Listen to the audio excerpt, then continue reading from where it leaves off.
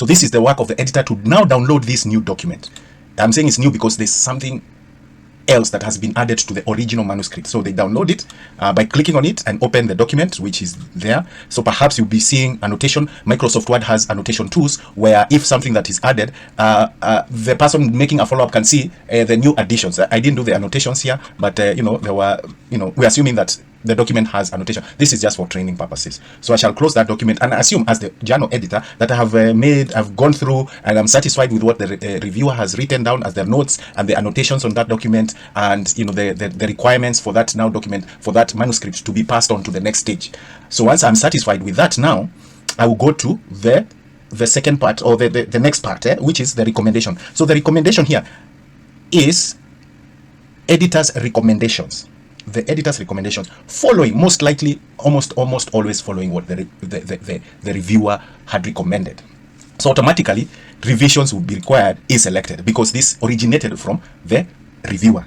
So revisions will be required. Now the editor also has a unique responsibility of reviewing or rating the reviewer and their work based on several factors. Maybe timeliness, you see, like this could be the timeliness, the quality of the author's work.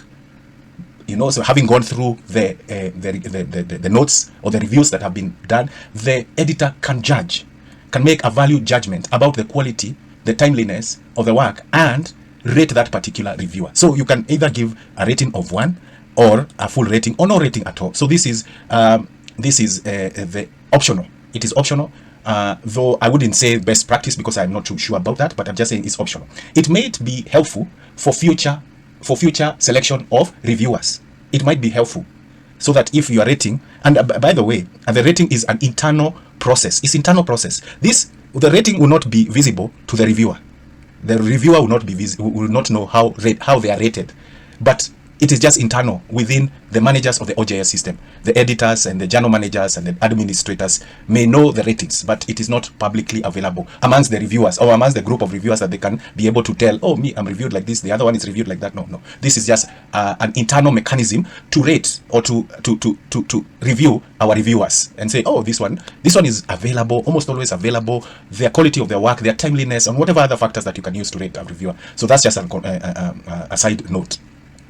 Now, once I am satisfied as the journal editor, I can confirm. So I've confirmed. Remember what we said, that the work of the reviewer is the review of the comments. We have looked at the comments and recommendations from the first review round. Then we say that they draft a summary letter listing major and minor points that must be addressed. Now, that is the point at which we are right now. We find ourselves right now. Since we've gone, you can see now, there's a new button that has been added here after going through the work of the reviewer, and now we can click on it and say we want to thank our reviewer. So our reviewer is that one, an email to be sent to the reviewer. So again, OJS has a fantastic function of generating emails for us, a template, so that we are not stuck at drafting the letters.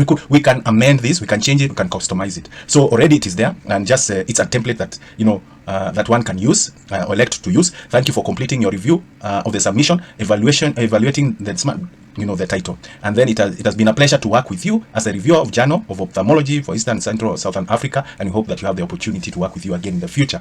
And then it's signed out as John K. Chege. Now this is the editor.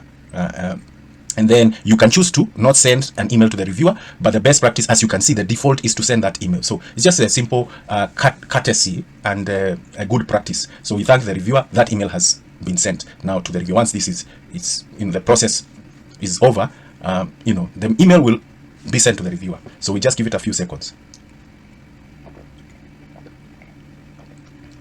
Actually, shouldn't take much time because it's just a simple. It's not a resource.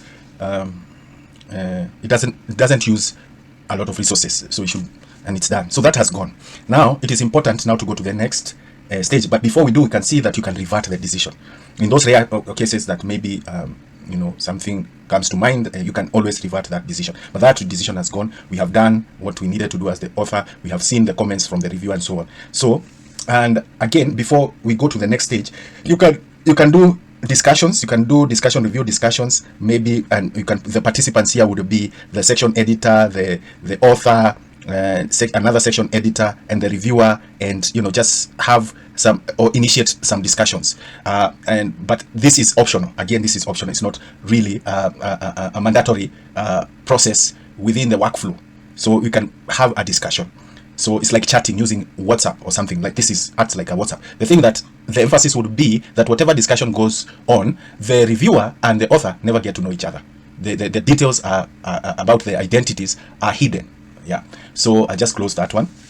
So now, the next logical step is to request for revisions. That's where we are. As much as this is highlighted, accept submission, we cannot accept submission at this point because a reviewer has this has undergone peer review, and a request for revision has been requested. So it logically follows that the next step would be to request for revisions. So we click on request on revisions. A pop-up appears on the screen, and you have two options. The first one is revisions will not be subject to a new round of peer reviews. So that means that even as we request for revisions, that will be the very final process. So we will only go through that round and it's over. And the next option is revisions will be subject to a new round of peer reviews. If that author sends something and we note there's something significant that requires the attention of the author again to revise, then we can always send it back. Remember that the process is iterative. It is a back and forth to ensure the quality of submission of academic papers. So again, this is the option of the editor, and also could be the policy. One of the policies would be that all the revisions, all the requests, all the review rounds, the revisions will be subject to new round of peer reviews. So I will select that. I'll select that and say next. Again, it takes a few seconds, and that's it. So